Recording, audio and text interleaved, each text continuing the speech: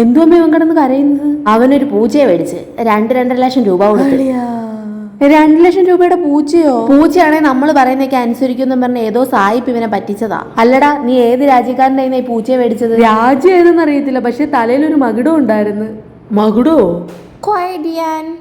ഓ, ഇത് അന്തയാന്ന് കേക്കത്തില്ലെന്ന് പൂച്ച നോക്കുന്നല്ലോ.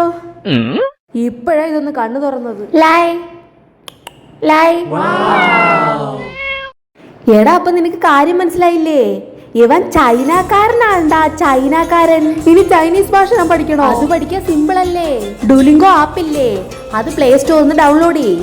ചൈനീസ് മാത്രമല്ല, ജർമ്മൻ, സ്പാനിഷ്, ലാറ്റിൻ അങ്ങനെ 40ഓളം ഭാഷകളുണ്ട്. ആപ്പിന്റെ ലിങ്ക് കമ്മ്യൂണിറ്റി പോസ്റ്റിലുണ്ട്. Duolingo, you are great. ഗീവോ ഈ ഗിവൺ. പൂച്ച ഉമ്മ വരുന്ന കണ്ടോ? ആദ്യം പോയി കുളിക്കണം മാറി.